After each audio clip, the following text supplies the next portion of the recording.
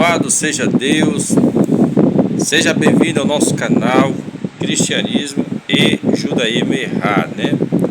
Um canal de bênção, um canal que traz muito conhecimento, experiência. Eu tenho andado nas igrejas evangélicas cristãs, tenho gravado, né, homens e mulheres de oração, usados por Deus, né? É servo do Senhor Jesus. Você cristão tem se maravilhado dessas mensagens curtas que eu tenho colocado em nosso canal. E também você judeu que está assistindo pode conhecer um pouco, né, o mundo cristão, um mundo de pessoas que também busca a Deus e serve a Deus, lê a palavra de Deus. A palavra que nós temos, ela é mais do que a dos judeus, porque envolve os livros do Senhor Jesus. Mas temos também os livros dos profetas, o livro da Torá, de Moisés. Nós lemos, estudamos e aprendemos. E dentro da fé cristã se utiliza também esses meios de bênçãos, né? Quero agradecer a todos os que estão apoiando meu canal, se inscrevendo, né? Seja bem-vindo você. Eu não sei seu nome, mas não é só número, mas são pessoas, são vidas, são almas que vem chegando ao nosso canal. Seja bem-vindo, né? Eu estou aqui, eu, Jorge Alberto, o evangelista. Nós estamos aqui em Limoeiro do Norte. Eu e minha esposa estamos fazendo uma visita a uma congregação cristã, Assembleia de Deus, Limoeiro do Norte, na direção do pastor César. Está hospedado na casa dos pais dele, o irmão Mauro e a irmã Irene. São pessoas maravilhosas, pessoas de excelência e pessoas de alto nível espiritual, né? Então seja bem-vindo você que está aí em outra parte do Brasil assistindo nosso canal e os que estão fora do Brasil, né? Amém? Vamos continuar então a nosso trabalho. Bem, na vez passada, no último vídeo que eu gravei, falei sobre mundos, né? Deus criou mundos, né? Nós vimos lá, por exemplo, Bereshit bara Elohim et hashamai vet haaretz, ou seja, no princípio criou Deus os céus e a terra. Nós falamos das sete palavras correspondendo a 7 espíritos, né, que geraram um primeiro, chama assim, o primeiro mundo, tá? Então, essa primeira frase, ela nitidamente significa o primeiro mundo, tá bem? Não dá muita informação sobre esse primeiro mundo nessa frase. Nós vimos a presença de céus, nós vimos a presença de terra, nós temos a presença de Elohim, que é Deus em plural, que isso significa que neste Elohim foi colocado dentro dele também muitos outros espíritos, servos do Altíssimo, anjos poderosos, estão unidos formando o corpo desse Elohim, né? O corpo desse Elohim, que é o Filho de Deus, que é o que manda em tudo.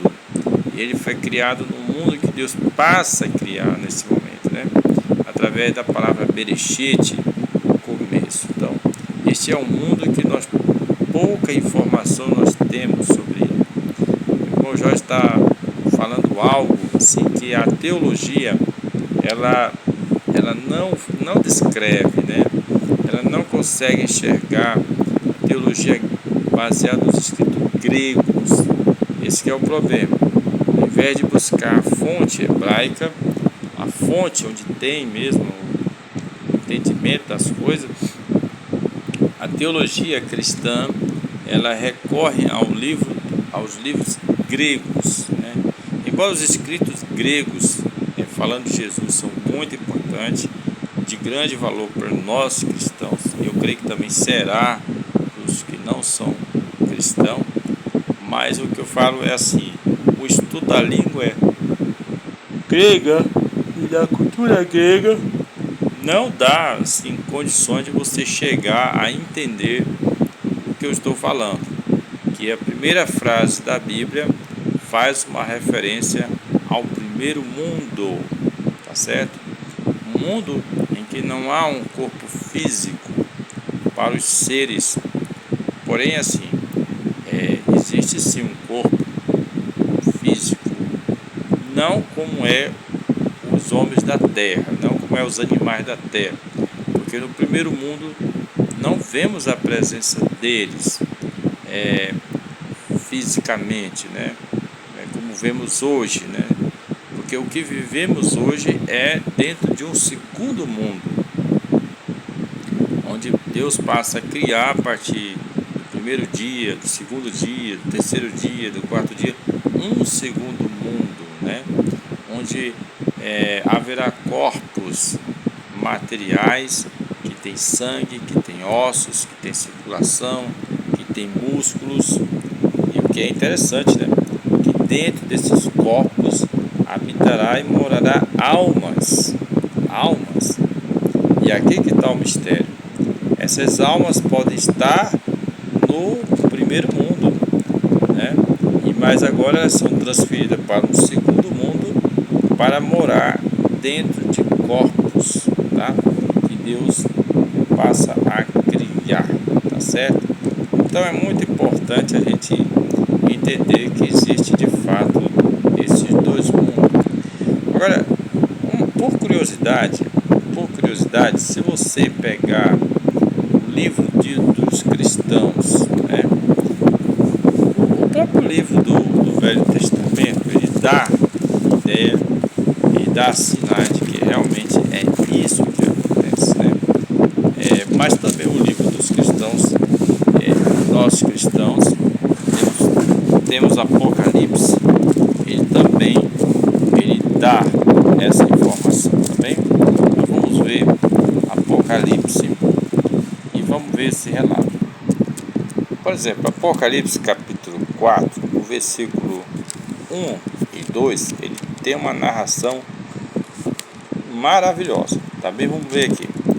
Depois destas coisas, olhei e eis que estava uma porta aberta no céu, e a primeira voz que, como que de trombeta, né, ouvira falar comigo, disse: sobe aqui e mostra-te-ei as coisas que depois dessas devem acontecer, né? Então você está vendo aqui uma voz fala com João, que é o autor do livro de Apocalipse. Ele fala do céu, ele o escuta, né? Ele viu uma porta aberta no céu. O céu é alto, muito alto, e ele é capaz de escutar. Pois bem, ele é capaz de escutar essa voz. Então é uma visão, é um sonho. O que é, né? É claro que não se trata do corpo físico escutar uma voz que vem do céu, né? Porque precisaria de um equipamento muito forte para criar uma voz sonora, audível para os nossos ouvidos físicos, né? Mas trata-se de um céu que ele é visto não com os olhos da carne, mas com os olhos da alma. A alma também olha, né? E ela vê, e ela ouve. Quer dizer para você que a capacidade da nossa alma ver e ouvir no mundo da alma, né, é bem maior do que a capacidade de nós ver e ouvir no mundo físico, né?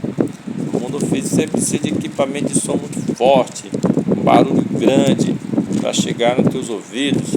Às vezes o som de um rugido de um leão se ouve a 9 quilômetros de distância.